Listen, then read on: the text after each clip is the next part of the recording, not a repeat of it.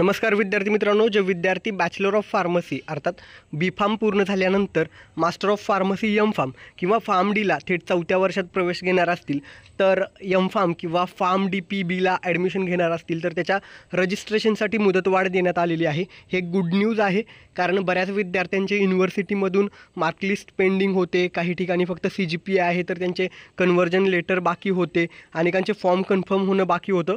तर मुदतवाढ झालेली आहे M.Pharmच्या रजिस्ट्रेशनसाठी, त्यामुळे पुढचं वेळापत्रक देखील बदललेलं आहे। कशा पद्धतीनं पूर्ण शेड्यूल आहे ते बघूया। CET सेलच्या ऑफिशियल वेबसाईटवरती आल्यानंतर या ठिकाणी तुम्ही ॲडमिशन पोर्टल 2025-26 वरती या। त्यामध्ये आल्यानंतर टेक्निकल एज्युकेशनमध्ये मास्टर्स कोर्स आहेत, त्यामध्ये M.Pharm आणि PharmD PB यावरती जायचं आहे। या ठिकाणी गेल्यानंतर तुम्ही बघू शकता की रजिस्ट्रेशनसाठी मुदतवाढ देण्यात आलेली आहे। ही मुदतवाढ किती तारखेपर्यंत आहे, तर ही मुदतवाढ आहे दिनांक 18 ऑगस्टपर्यंत। तर सविस्तर शेड्यूल आहे ते आपण बघणार आहोत। तर ही जी मुदतवाढ आहे ती देण्यात आलेली आहे दिनांक 18 ऑगस्ट 2025 पर्यंत। तर बघू शकता ऑनलाईन रजिस्ट्रेशन आणि फॉर्म व्हेरिफिकेशन 18 ऑगस्टपर्यंत तुम्हाला फॉर्म भरता येणार आहे, आणि डॉक्युमेंट व्हेरिफिकेशन जे आहे, मग ई स्क्रुटिनी असेल किंवा फिजिकल स्क्रुटिनी, ते तुम्हाला 19 ऑगस्ट 2025 पर्यंत करता येणार आहे। आणि अर्थात 18 ऑगस्ट नंतर जर कोणी रजिस्ट्रेशन करेल तर ते नॉन कॅपसाठी कन्सिडर होईल। आशा करूया की पुन्हा मुदतवाढ होणार नाही आणि दिलेल्या मुदतीत सर्व प्रोसेस पूर्ण होईल।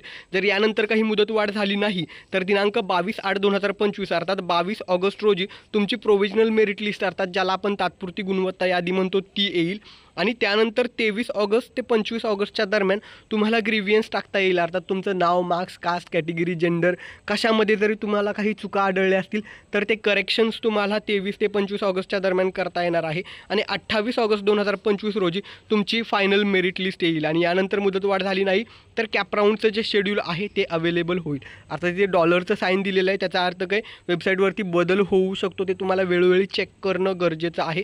जे काही अपडेट येईल ते तुमच्यापर्यंत पोहोचवलं जाईल। लक्षात घ्या, M.Pharm आणि PharmD PB अर्थात थेट 4थ्या वर्षाला B.Pharm नंतर जे PharmDच्या ॲडमिशन मिळतं डॉक्टर ऑफ फार्मसीला, एकच रजिस्ट्रेशन असतं। फक्त तुम्हाला कॉलेजेसची नावं टाकताना, कॅपराऊंड भरत असताना त्या ठिकाणी विचारलं जातं की तुम्ही कोणत्या कोर्ससाठी जाणार आहात। लक्षात ठेवा, M.Pharmसाठी TFWS कोटा नसतो, ठीक आहे। शिवाय स्टेट गव्हर्नमेंटच्या स्कॉलरशिपला तुम्ही एलिजिबल असता, पण जर तुम्ही GPAT क्वालिफाय असाल तर आयदर PCIचा स्टायपंड किंवा स्टेट गव्हर्नमेंटची स्कॉलरशिप यापैकी कोणताही एक तुम्हाला एलिजिबिलिटी असते। एक कोणताही तुम्ही जे काही आहे स्कॉलरशिप ती घेऊ शकता, दोन्हीलाही एका वेळी अप्लाय करता येत नाही।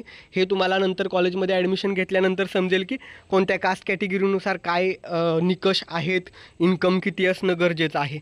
दरम्यान आता ही रजिस्ट्रेशनसाठी मुदतवाढ झालेली आहे। ज्यांचं कोणाचं पेंडिंग असेल त्यांच्यासोबत हा व्हिडिओ शेअर करायला विसरू नका। धन्यवाद, थँक्यू।